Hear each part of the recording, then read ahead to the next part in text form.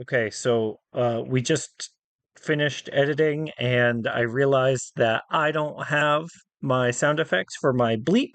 Our guest did use the S word and one F word, which I think makes this a PG-13 podcast. And so if you are listening with folks who are not ready to consume PG-13 content, maybe skip part of the interview for now. I can't remember when it happens, but it is in there. And if you don't want to consume PG-13 content, I get it. But we do love you, and I did want to get this episode out anyway, even though we're at the beach. Okay, thank you. The presenting sponsor of Moontower Soccer is FVF Law. To find out what makes FVF a different kind of injury law firm, you can visit fvf.law.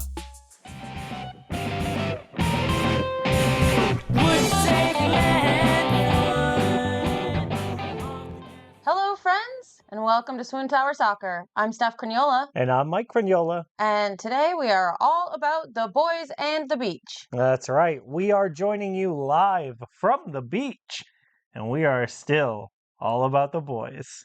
We've got not a ton to talk about. You know that our road weeks are a little light on match scots and fit checks already.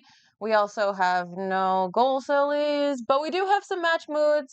And we've got a bunch of exciting social media standouts before we get to our LAFC preview. But before all that,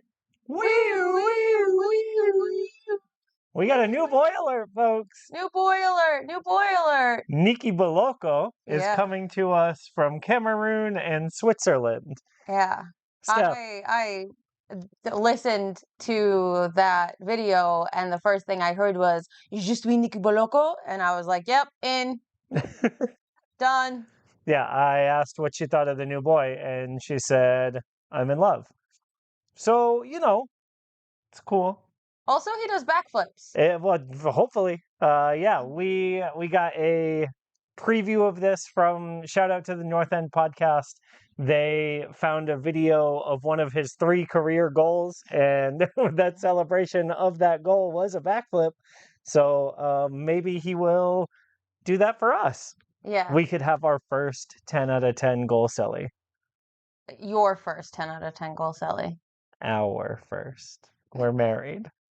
What's yours is mine, and what's mine is yours. Oh my goodness. All right, well, let's get into some of our match moods.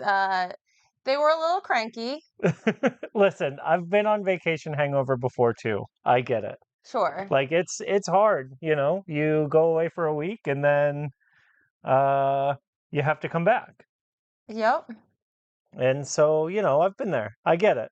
Yeah, it sucks. Yeah. But we will bounce back. That's right. We'll come back stronger together moving forward. What else does Brad post after these things? Yeah, keep moving forward. That's right. I do want to call out that this was an MLS match that happened on grass at Lumen Field. The first time ever, maybe the last time ever. Who knows? I don't think we needed it. The grass? Yeah. Or the match?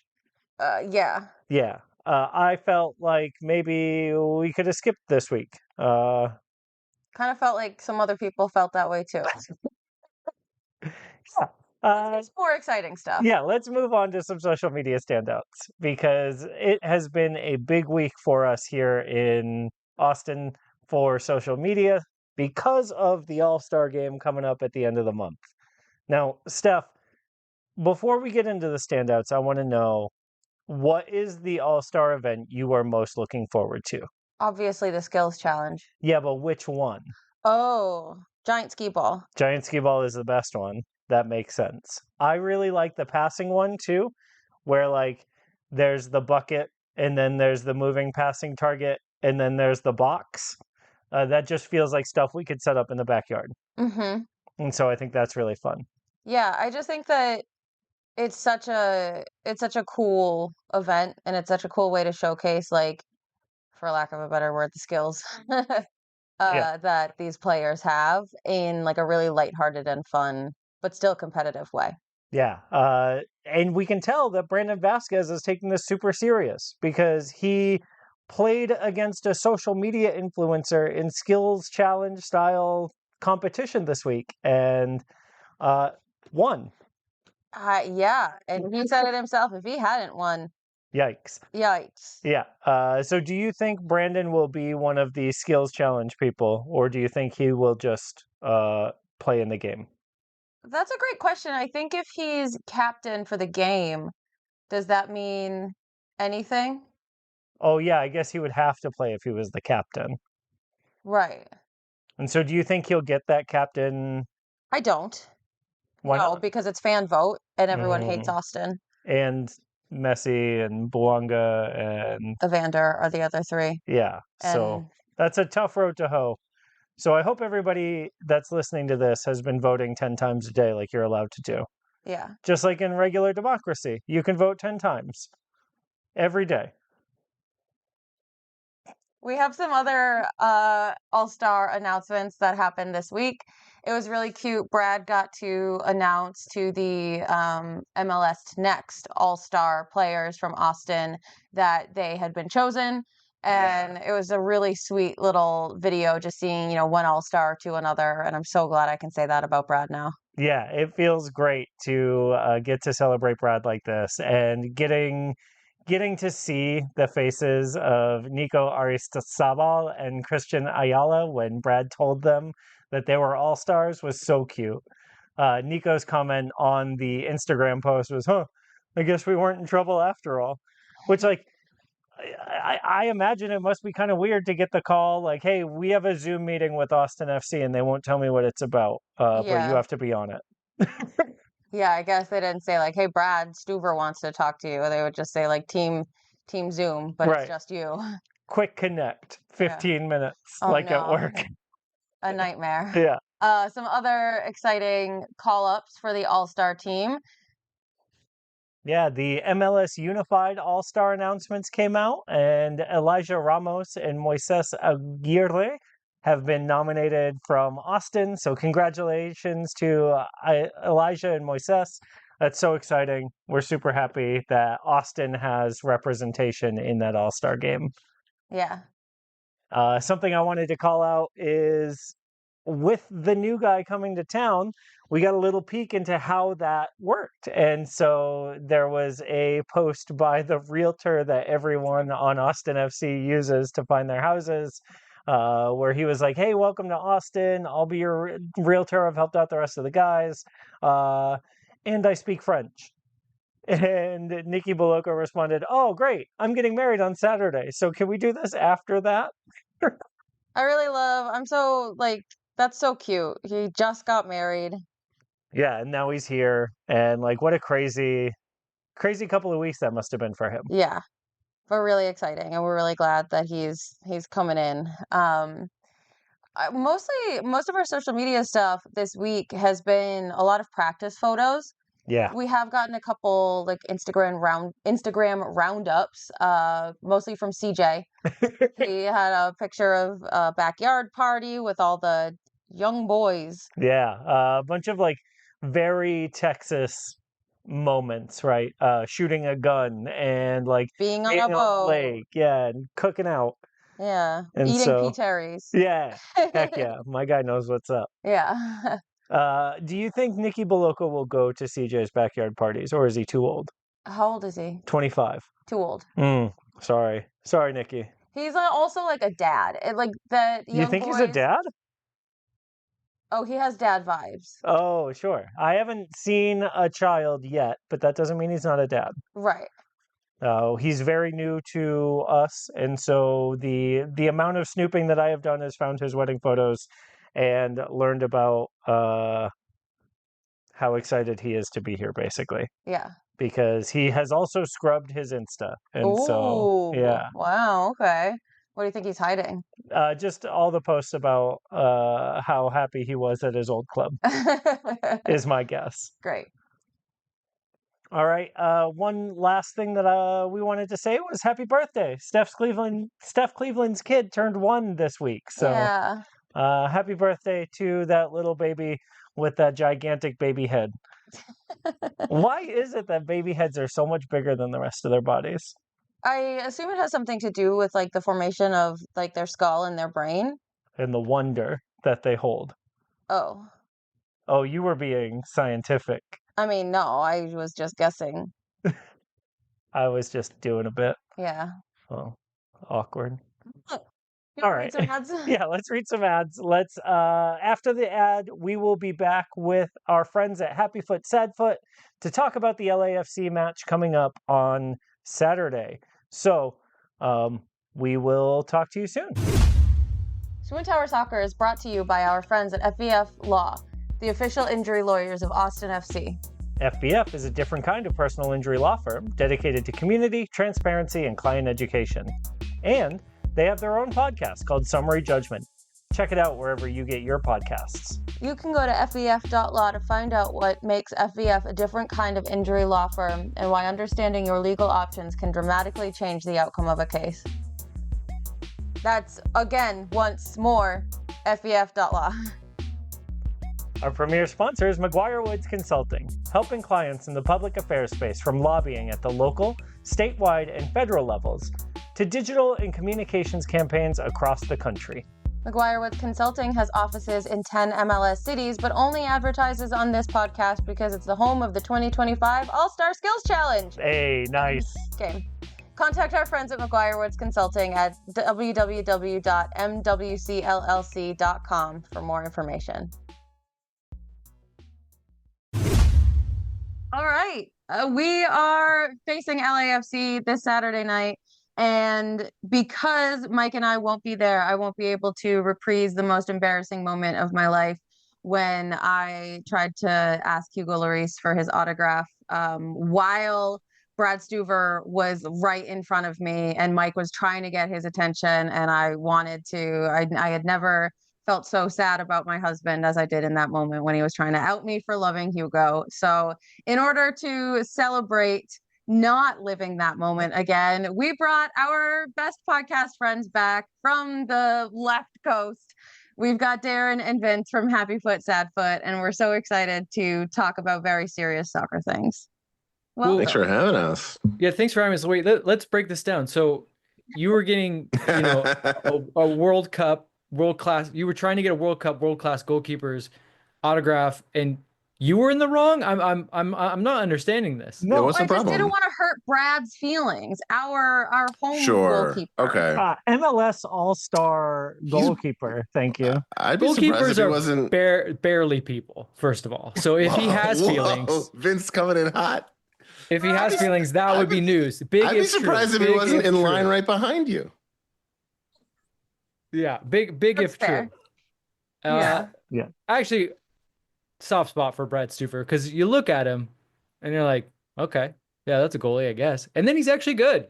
Like, he just does not look like he'd be good, and he is very good.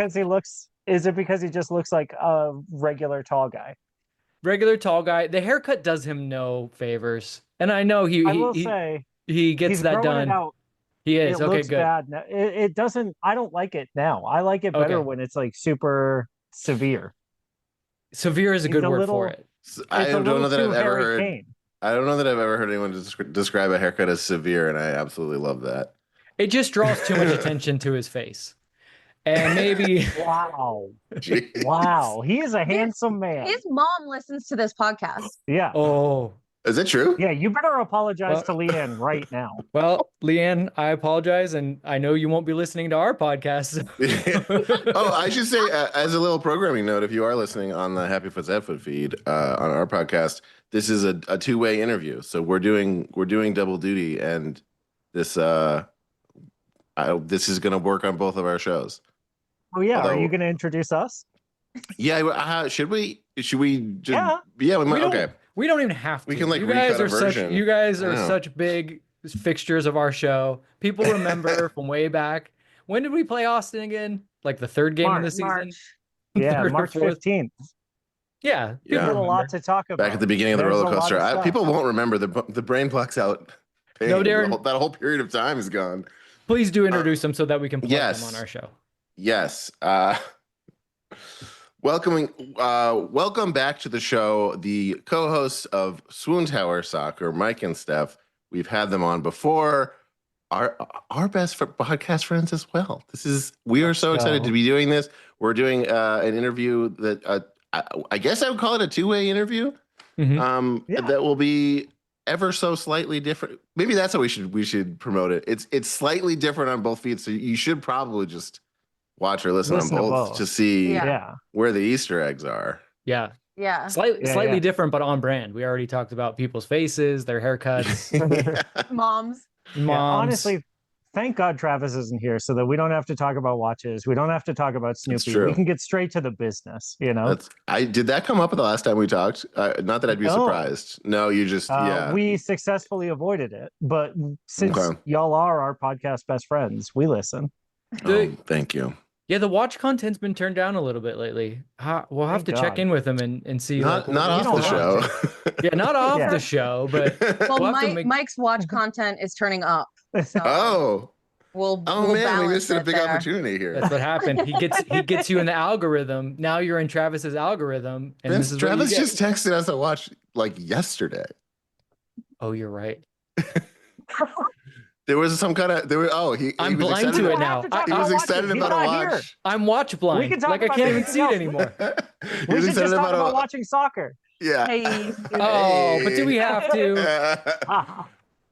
So I guess for our first big question, how are you feeling? Yeah, 2025 for LAFC. Okay. Since we played, you mean LAFC? Oh yeah. Yeah. Since we played in March, your head coach quit on you. And then proceeded to do work, and then somehow you got out of the Olivier Giroud contract while also playing against Chelsea. So that's the whole season, right? What is that like? This has been a roller coaster season, as we expected, as last season was differently. But since we played Austin, in addition to those. Depending on how you look, those are our season has been a series of downturns and I guess maybe silver linings. It's been kind of a weird Rorschach test, but I think we went 2-3 after playing Austin, and then went 10 unbeaten just in time for the Club World Cup. And then we haven't won since. No, I'm missing a skid after we went 2-3 versus Austin.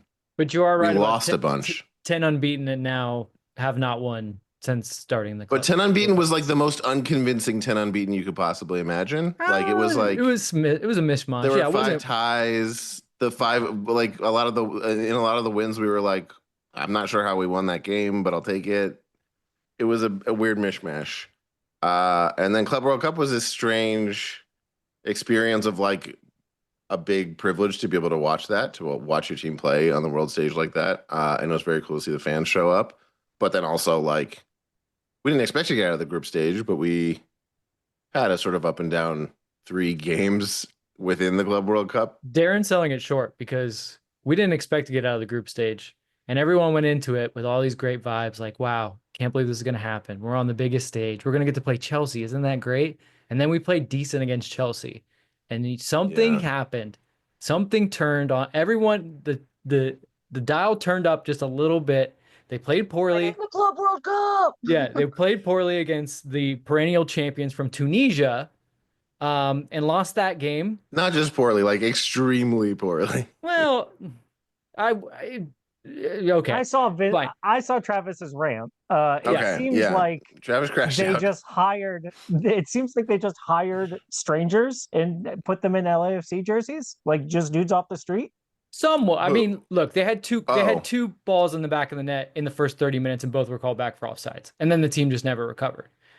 But they lost that game, then they tied the next game, and then actually, we knew we were out basically when we lost that game. So everyone then turned to, this team is horrible. I can't believe we didn't get out of the group. We just blew the biggest opportunity. Everyone should be fired. Everyone should be embarrassed to even be there. It was quite the turnaround.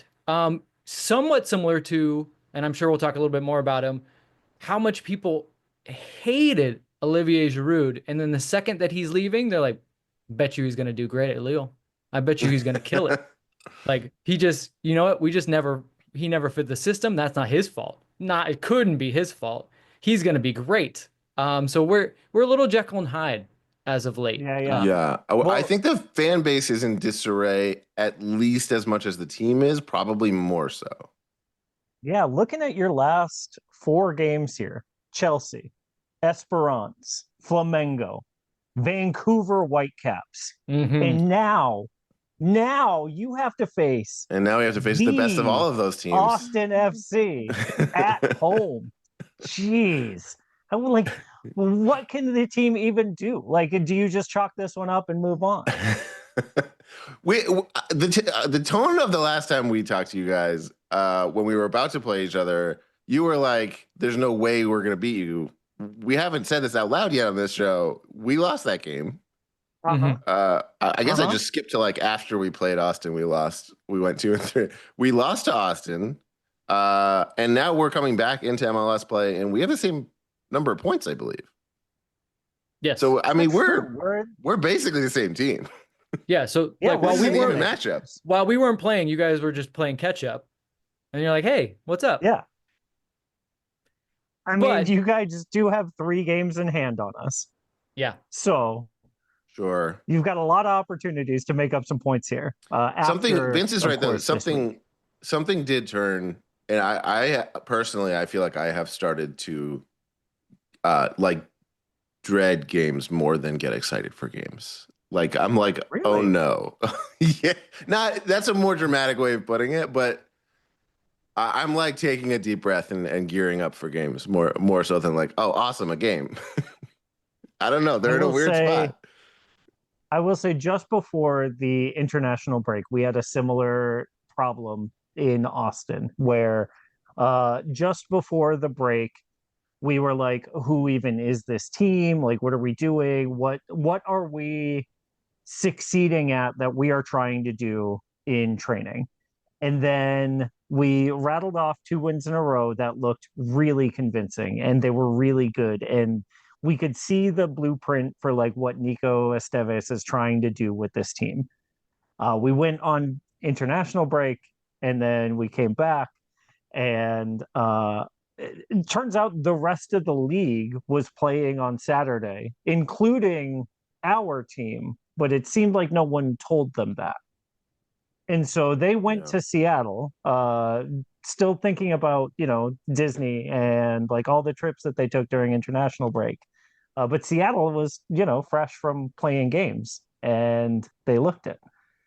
And so like we're back in this point of like, do we have a plan to score a goal, or is that like a dream? This like sounds familiar. might happen. Well, Yeah, at least y'all have Denny Bouanga to like give the ball to, Whoa, right? whoa. We did just sign a French-speaking man who does backflips when he scores a goal. So we're not that far behind. That's true. We That's true. basically just signed Denny Bouanga. Yeah, never Well, mind it's the fact happening. that- wait, there's no basically just signed Denny Bouanga. How dare you? never mind the fact that he is a holding midfielder who has 3 goals in his career, and one of them happens to be a backflip. Never mind all of that. First of all, Yeah, never mind it. First of all, Denny's a front flip. Okay, let's not. Yeah. Let's get Big specific difference. here. You're right. Huge Big difference. Huge Yeah. difference. Yeah, He that hasn't been line doing it lengthening is as. hard. See, you might not have known because he hasn't really been doing it as often as you'd expect lately. I heard Because he hasn't been Flipgate was scoring over. as much. What's that? I heard Flipgate was over though.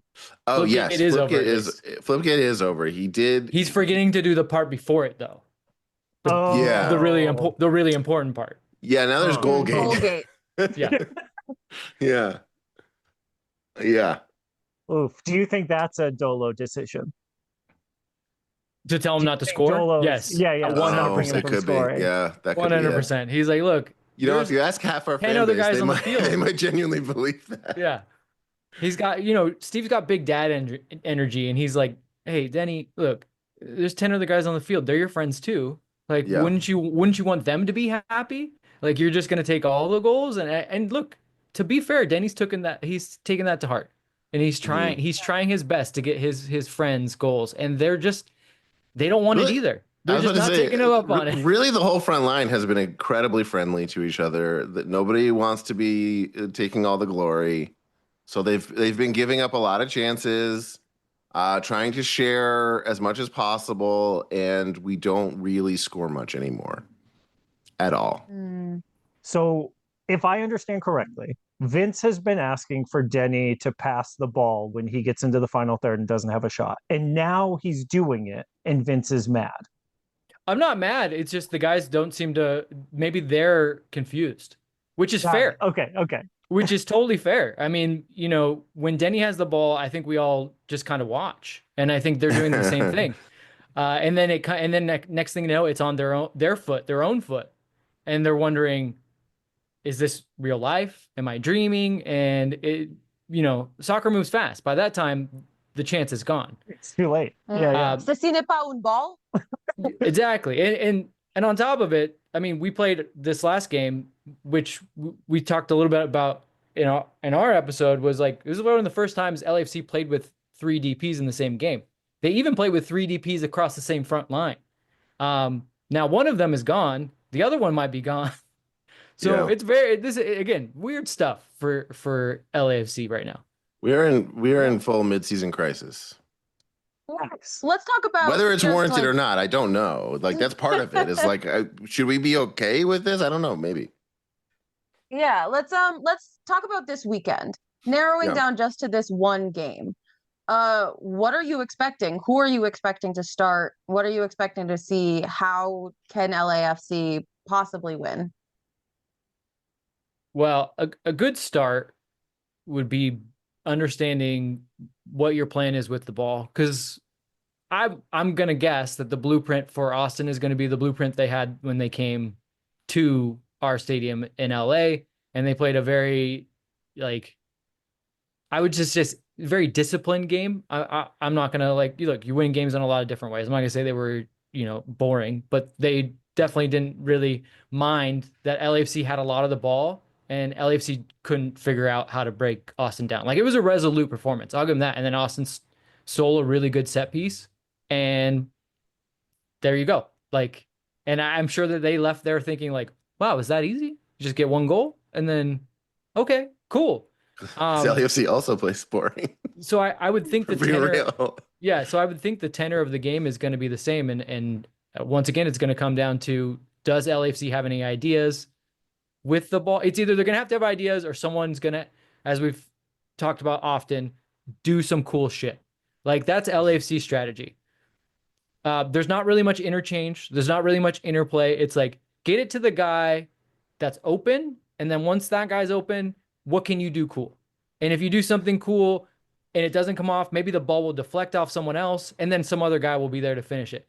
But if we're going to do any kind of concentrated patterns, that might be asking too much. That doesn't happen a lot. That doesn't happen. I think the main things that we usually have been looking for lately, knowing that it's not happening, but if it does, we'll probably win, is, like Vince said, ideas, but like specifically in the final third, we set up chances pretty well and then kind of don't even know what to do to finish them off, let alone executing. Passing in general has been an issue for us lately. Especially if we end up in a situation where, we normally play in transition, but if both teams normally do that, we might be like, okay, let's try hanging on to a little more possession, or we have to because they successfully force it. And then you see why they don't normally play a possession game. So yeah.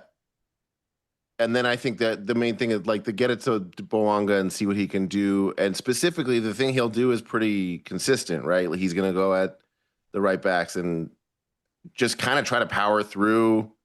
He'll go more to the end line than you expect, and you're like, there's no angle there. Why would he keep going? Oh, he knows how to cut it back. Everyone knows the move at this point and knows how to defend it. And if they can do a good job of that, they'll probably shut him down unless he has other ideas, which, as we said in the beginning of this, they haven't lately. So that's been the cycle. I will say one of the big changes for Austin from March is that Mikael Dessler is healthy again. who is our normal starting right back.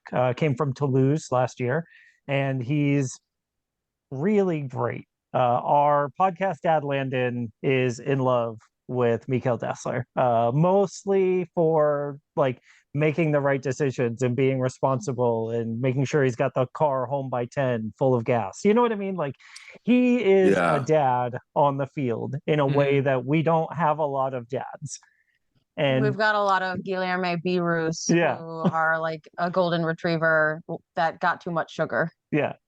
And so this is definitely bad like news the polar for us. opposite. Well, wait, but if I mean, I do remember him as like an all-around player, but if I remember his profile correctly, doesn't he prefer to go forward more than back? He's like more forward than backwards. He's a ball possessing guy. Yeah. Yeah. So he's going to have to be, it's going to be a fun game for him. So he's going to have to decide, does he want to go forward or does he want to stay with Denny Bouanga? Right. Maybe we've just isolated the that part might of the be the game whole everyone game, should honestly, watch. is that matchup. Yeah, and see if that changes the whole game.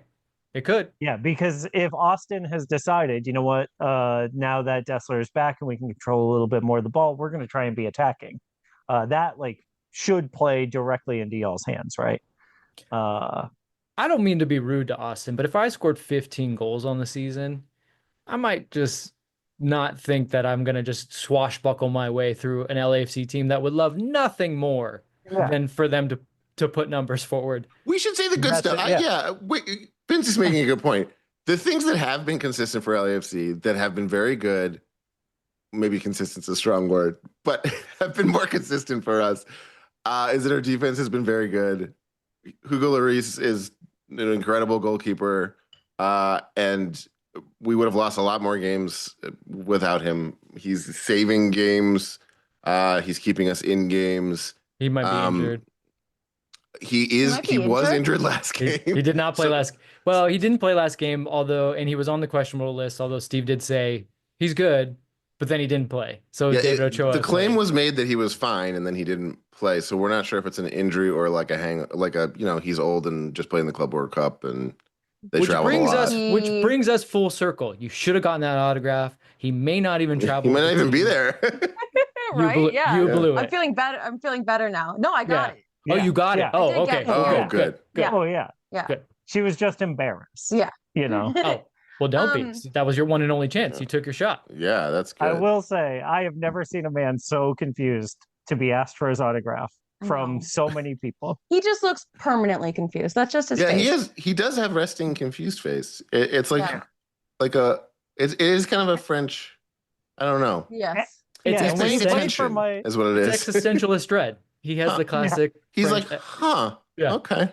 Yeah. Which I thought made sense when he played for Spurs, right? Like being confused all the time, like you have no other choice. But like coming to LA, I assumed like he would figure it out.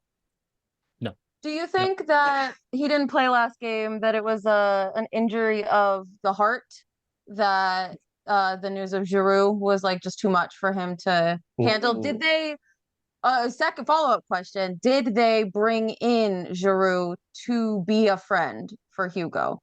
The same way like we brought in Emiliano Rigoni to be a friend for Seba Driussi. Yeah, because we know we didn't bring in Rigoni to play soccer. Sure. Clearly. And that's why he's gone. There was a lot of talk about, so LAFC, the other thing that's happening sort of behind the scenes with LAFC is transfer stuff. And they spent a lot of time trying to get Griezmann, and that didn't work out.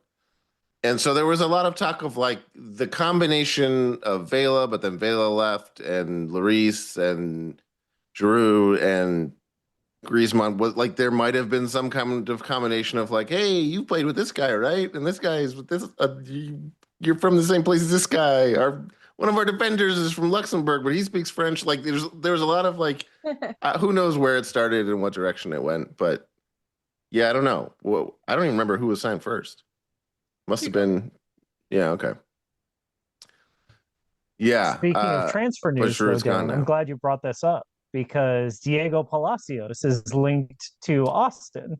I saw that as a potential transfer rumor. So Diego Palacios is an LAFC legend, I think you could say. I think so. I think, yeah. I don't know what we would do with another left back. But you know, when you get a chance to sign a guy like Diego Palacios, it's really hard to say no. So, how would y'all feel knowing that Ilie and Diego Palacios are on our team? Like, should we just order you the Austin FC jerseys now? Maybe. It's funny. They were like beloved players, and that is kind of a thing that we've been talking about. Like the sort of like heart and soul leader of the team is a thing that we've been talking about as like missing to kind of lead us this year. And it is funny that it's those two. Ilie specifically, like we never really solved the like intangibles that his absence brought, that his presence brought, and now is gone.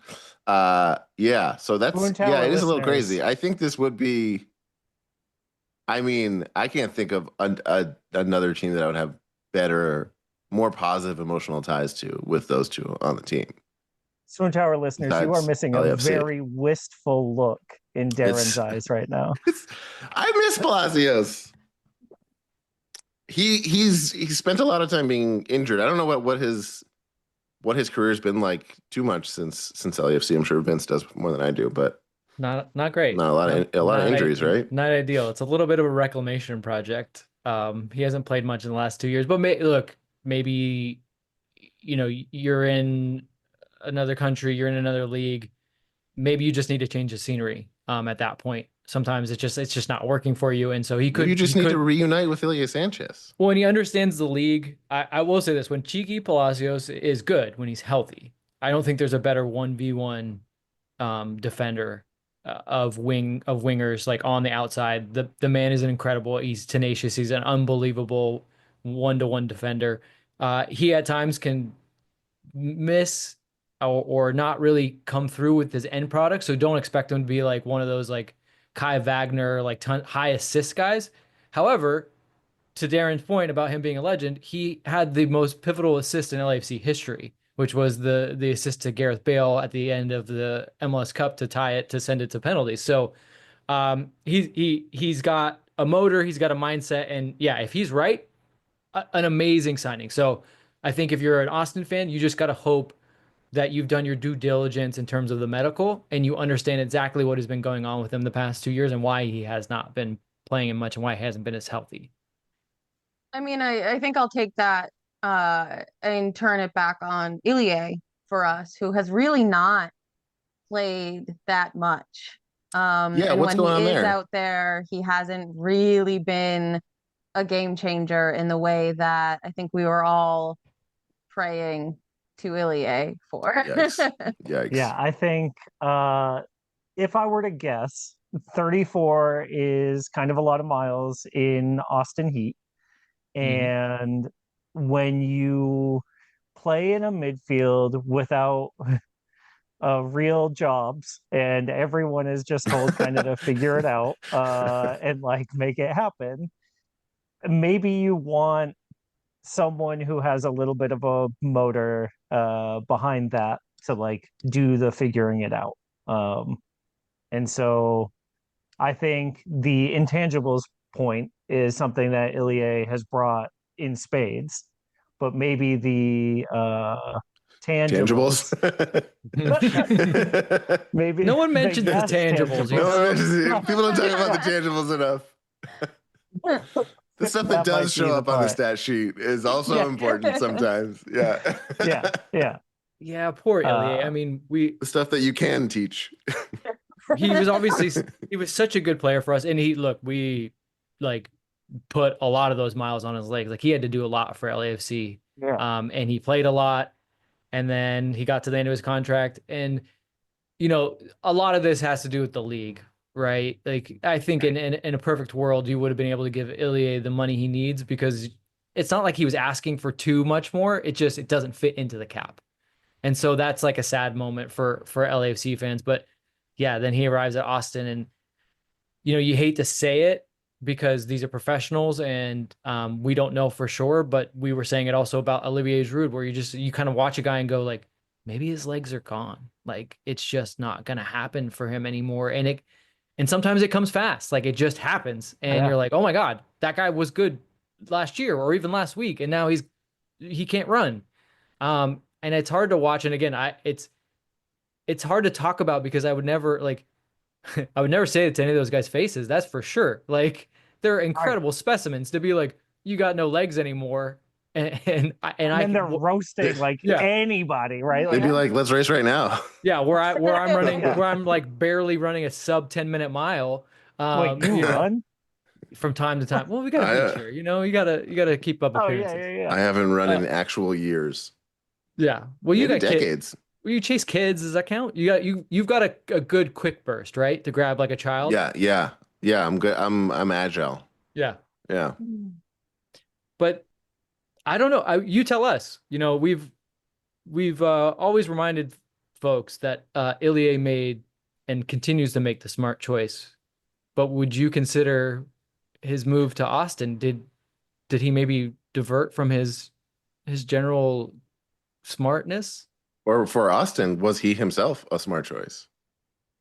Yeah, I would say yes, because we just got the MLS salary dump for the year, right? And so we know that he's making under max senior roster salary. And so like that deal is a really good deal for a guy with Ilie's resume and with his intangibles, even if his tangibles aren't coming across the way that you want them to. We're right? really hanging our hat on those intangibles. I need a jersey with tangibles on the back. I guess that is kind of our show, by the way. Is like I focus on the intangibles and Vince focuses on the tangibles. I hadn't really thought about it that way, but yes. Yeah, sorry, go ahead. I interrupted show you. focuses on the intangibles, and then Moontower is the tangible one. And so that's why we still think Ilie was a good decision. As a 1 year contract, great guy to kind of get us through this, right? We didn't know anything about Besard Sabovic. We don't know anything about Nicky Boloko, our two like newer midfielders. We don't know if Danny Pereira will stay in the league. We don't know if Owen Wolf will stay in the league, right? These are young guys who like have value in like spades and like have been pursued in the past by other teams, right? And so like when you are going, I think, into a season of uncertainty like that in the midfield, having a guy like Ilie, who's about as sure a thing as you can get, seems to make good sense, especially at the like salary level that we've got him at, right? And so I think the move makes sense, is a smart choice from the front office's perspective. I don't know. Say the tagline. Yeah, I don't know how much rubber is left on these tires. Right? Oh, nice. Well done. Wow. Wow. I guess I would have expected that still he'd throw. Like I wasn't figuring that he'd be like playing full 90s, but I guess I didn't pay attention. But I figured like, yeah, he's probably going in there and giving him like 10 good minutes a game, 15 good minutes a game, but maybe not. I mean, that's about what we're kind of expecting from him at this point, but like we were hoping that we would get 60 minutes and then he would be our first 10-15 good minutes is not good, Darren. That's right. That's not ideal. That's not a $500,000 man. Sure. Yeah. And so I bet he's like a really good mentor at training and in the locker room. 100%. He definitely is. Our unified team, and they've done great this season. So we've got a couple all-stars from the unified team coming to represent Austin in the unified all-star match. So I'm sure that's got to be part Ilie, right? He can hang his hat on that coaching for those kids for sure. And honestly, he did that in LA too. I don't want to see them pick up his option for next year, but I do want to see him get like a supplemental deal plus the coaching like certificate program that MLS has, where like players can earn their coaching badges while they're still playing. So like, he was working on it in LA, so I know that's definitely something that he wants to do. It's just a matter of, he's the nicest man ever, but every once in a while you realize just how competitive he is, and I think he even struggles with it. So a lot of athletes do, right? I'm sure there's some guys that just know like, hey, I'm done. But there is that segment of guys that are like, I'm never done. I'm not done until someone tells me I'm done. And Yeah. so, yeah, if you don't pick up his option and a team offers him money, I'm almost going to guarantee he's going to go to try to play because he's going to challenge himself. That's so heartbreaking from like a competitive mentality of like not being able to reckon with your age or your aging or your like. Here, I thought she was going to say brave, but nope, Yeah, she went the other way. It's sad. Yeah. it's both, Yeah. but mostly the first one. All right, Hey, boys, I mean, we're all dealing with that too, just not publicly, right? That's right. I want a happy foot and a sad foot from y'all about Ooh. the season for LAFC so far. Oh boy. How much time do we have? Not much. For the happy foots, of course. Right? I could really off a bunch of sad foots. We were, yeah. I mean, happy foot has been, for a lot of people, has been Nathan Ordaz. Okay. And I say this being someone that our fans get on me because I would always say like, look, Nathan's a pretty good player, but I don't know, like, because he would come into games and look, the kid has heart, he has grit, he has all those things and he's a homegrown player, so he has all those things that like immediately endear him to the fan base, right? When he comes on the field, they're like, we see ourselves in him, like that's our guy. But then they would be like, he's a superstar, and I'm like, whoa, pump the brakes, he hasn't even scored a goal yet. And then this season, he does seem to have taken another step and reached another level. I don't know how far that level is, but it's just fun to, like, I just want to enjoy it. You know what I mean? Like, he does things where I'm like, yeah, he's doing pretty good. And then he scores that goal against Miami and wins the game against Miami at home. Like, and you're like, okay, maybe he does have another gear. So he's proven me wrong just by doing that. It's been fun to watch. He suffered a concussion in Club World Cup, so we didn't get to see much of him at it. But he did come into the game against Vancouver. I'm not sure if he starts. I think Obobisi probably still starts this game, but I guarantee, especially with the conditions that and missing, Giroud and being a little shorthanded up front, that Nathan will play at some point. So for me, he's definitely been a happy foot. And I think a lot of fans would say the same. Darren, why don't you, if you have a happy foot, go? Because now I'm going to try to think of the myriad of possible sad feet that I could give. That'd be helpful. Thank you. Another happy foot. I would say there are in a very volatile season where I think a lot of the fans really disagree on like where they want to point the finger. There's been a lot of games that are very frustrating to watch, some boring games, unconvincing wins, moral victories.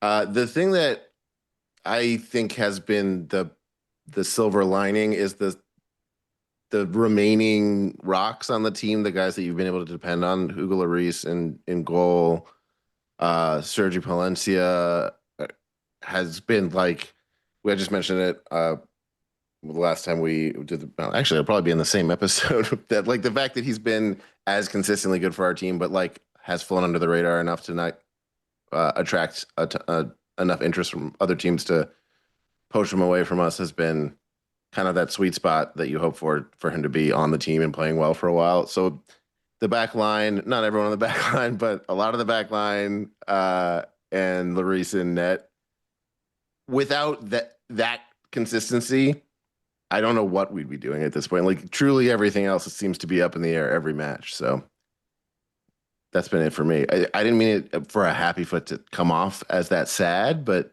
it kind of did. Like I felt it. It was like a eulogy of a happy foot. You got like a midfoot. Yeah, it was like it was an ankle. Content foot. Yeah. Sad foot. Everything else. Everything else. Yeah. No, sad foot. I'll just stay in the same lane I was in. The flip side of somebody like Nathan Ordaz taking another step is David Martinez.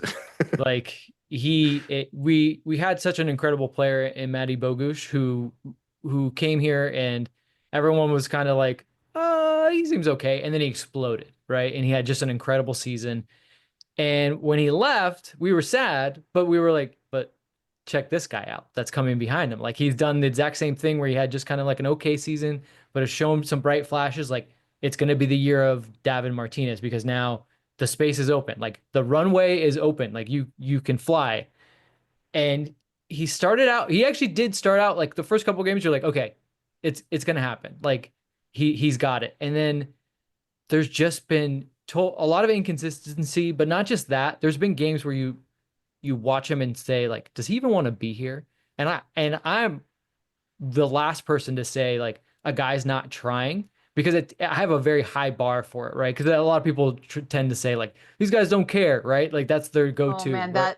Yeah, that's my like I will die on that hill every time someone's like didn't even look like they wanted to win. I'm like I can't.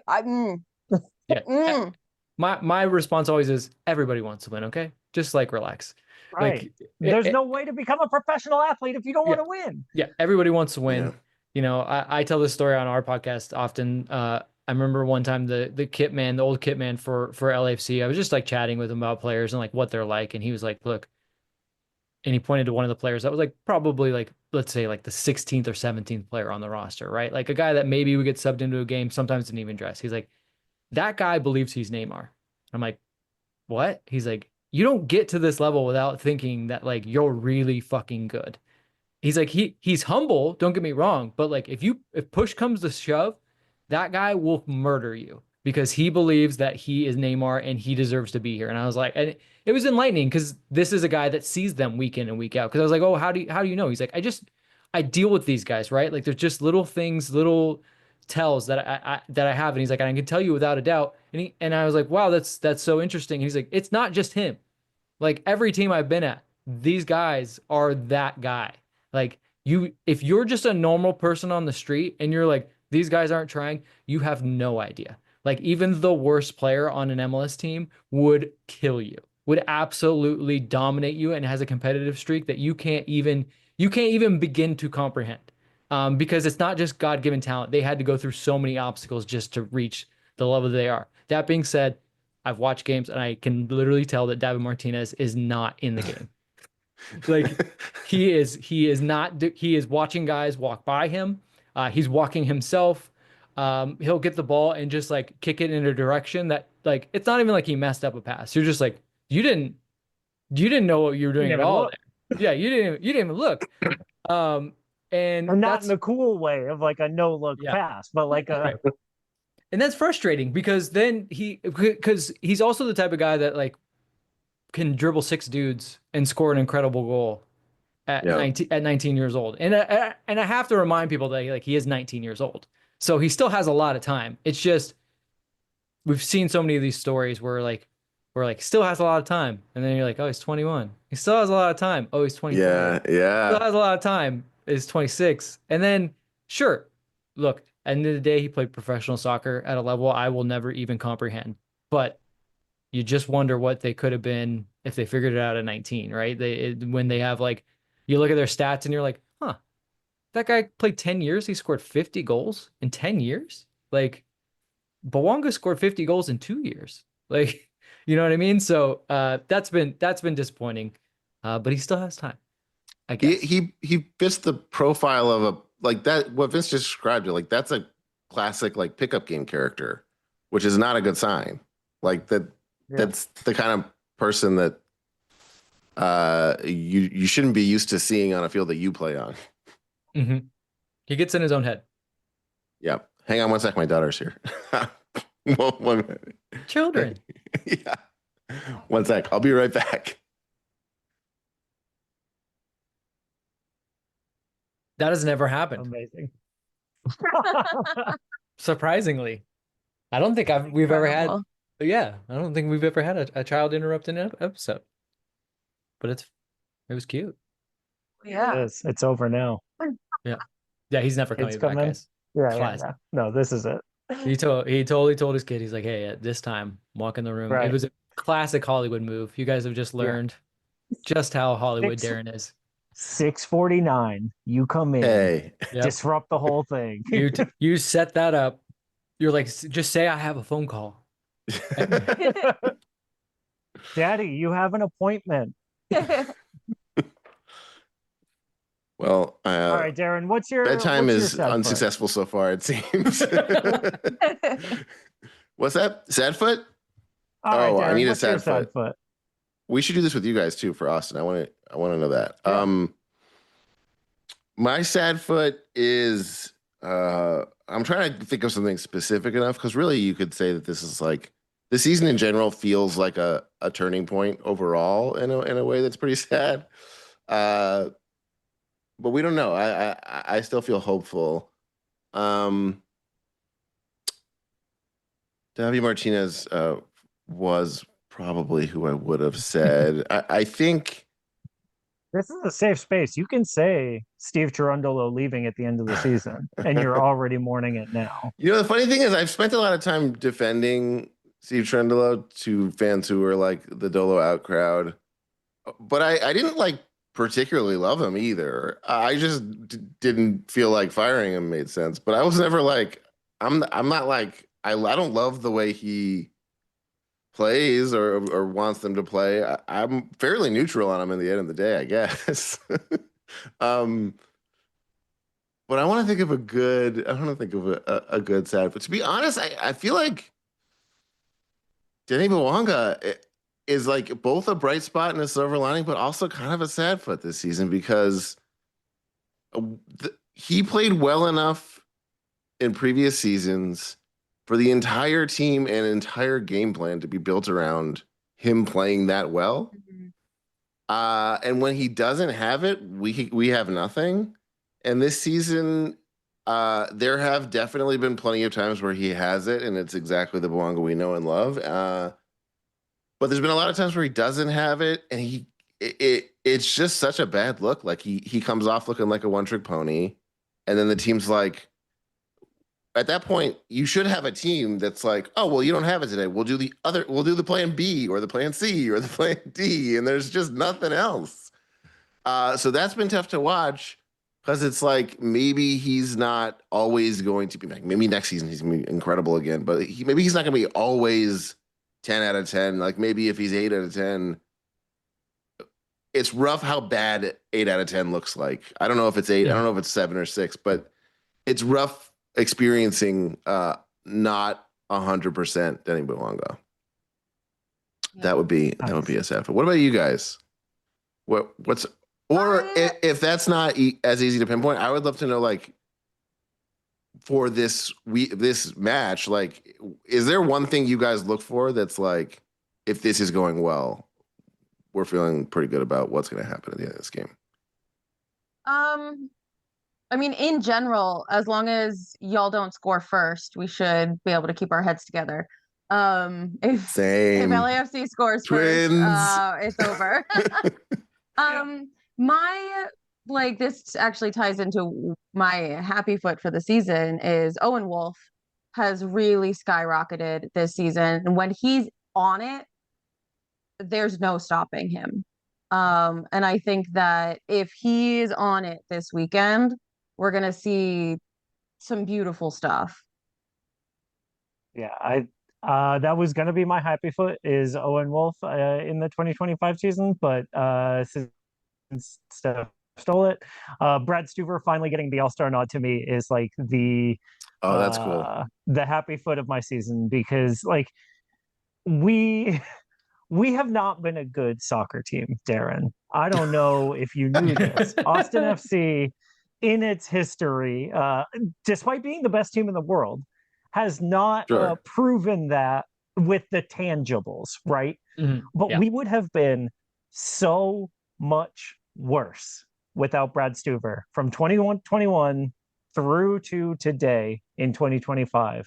Our team is not just a Spoon contender, but like champions of the Spoon in a way that like makes Cincinnati look like a PSG. Like it would have been horrific. And to see the guy finally get his flowers in a like a pretty crowded field, right? There are a lot of good keepers in the league. Mm-hmm. Most of those keepers have much better defenses in front of them than Brad Stuver has had to deal with. He led the league twice in post-shot expected goals minus actual goals, right? Like he has been a killer.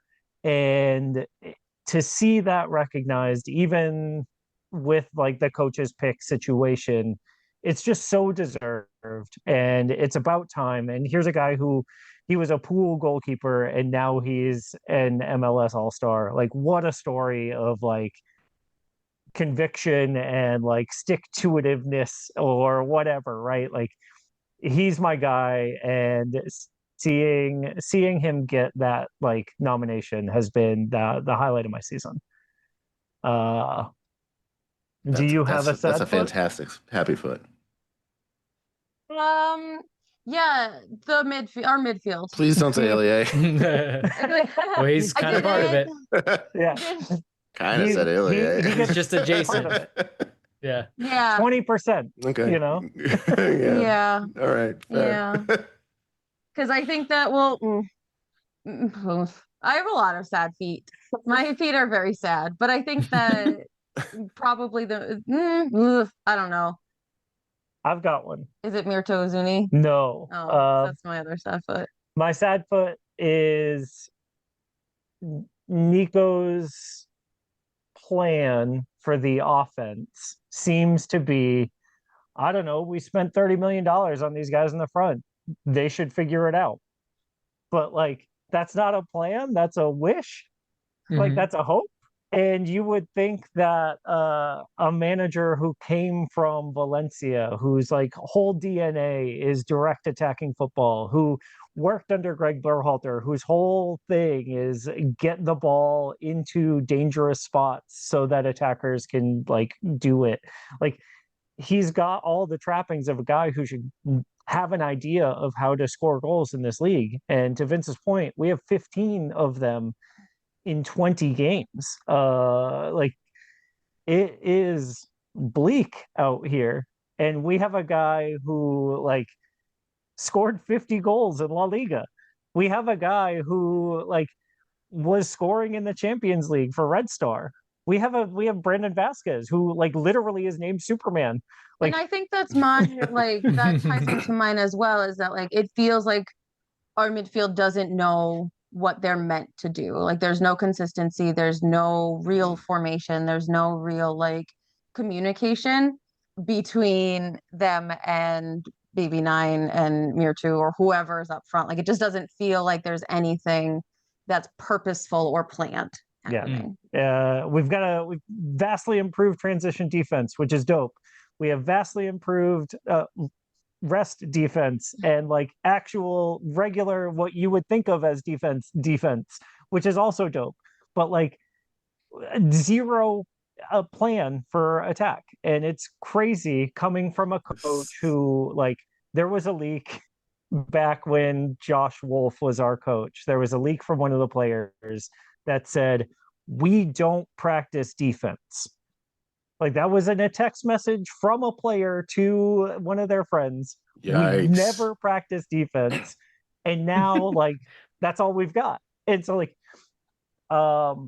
Vince, do you know any coaches who do both? I mean, yeah, there's this guy. He's in Manchester though, and he really seems to like it there, and he's probably expensive. Like New Hampshire?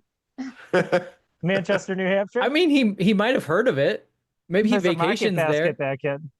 I mean, I wouldn't put. Would you put it past Pep Guardiola with how like kind of hipster he is to not be like he's not the type of guy that vacations to all the spots we do. He's like, hey, have you ever been to this small town in Connecticut? And you're like, why? And he's like, because they have the best, I don't know, paella or something. Pizza. isn't he? Yeah. I think he's friends with Joe Mazzulla, the Boston Celtics. Oh head no. coach. Okay, end the So- episode now. Well, All right, well, he that might is actually all the know time we about have. Manchester, New Hampshire. This is a great place to end it, I think, because it does. You just described like it feels like we are even on points, and I feel like the state of both of our teams, we genuinely have met in the middle in the same kind of state. Like, you've caught up to the problems that we now have because we've kind of like been reduced to the same issues. Yeah.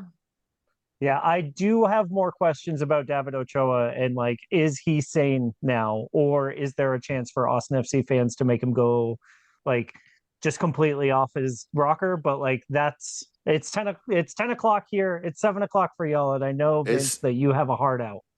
It sounds like it sounds like his issues have not been an issue, but he did at one point during Club World Cup have a huge moment where Giroud was going in and for some reason didn't have his jersey. So he ran to the locker room and got it for him. And that earned him a start last week. So that's why I got started. we don't know. We don't know where he's at. Okay. Thank you both so much. This is, as always, a blast, and we're really looking forward to seeing what happens on Saturday night. Thank you guys. This is great. Regardless of what happens in the match, we know that we can have fun here. So this is great. Thanks again to Darren and Vince from Happy Foot, Sad Foot, your LAFC gateway drug podcast. Is that what it is? Something and like our that. best friends. That's right. Our best MLS podcast friends. We just really want to win this game. Yeah. And I believe we can do it. Me too. We won't be there, and so we're going to have to watch this one from an airplane, but we will be doing that. Y'all cheer extra loud for us, okay? Yeah. And also, while you're doing that, remember to rate, review, subscribe, and share, but not before you celebrate the man of my jersey this week. Who is? Oh boy, I don't have one. Oh, you have to have one. I know. Every week. I know. I can't do something and then you kick it back to, I'll kick it back to you when you have one. I know. This is it. This is my moment, and I'm floundering. The man of my jersey. You know what? The man of my jersey this week is Nico Dubosarsky. Oh. For no other reason besides he's really cute. Yeah, he's a sweet boy. A cute little boy. We like him. Yeah. All right, Nico, congratulations on the man of Steph's jersey. She was right, though. Rate, review, subscribe, follow us, tell your friends, tell your mom, tell your enemies. And y'all out there, be safe, have fun, hydrate. And, Tuesday we play in the U.S. Open Cup. Oh, yeah. Against San Jose. We'll see y'all there. No, it's away. Oh. Are we going? No. Never mind. We won't see you there. We're going to watch at home. But if we win, then the next match could either be, that's so stupid. I was going to say could either be home or away. Wow. But either way, I think we'll be there because the away match would be in Minnesota. We'll see. So hopefully we get to make that choice. Yes. All right, y'all. We love you. We love you. Bye.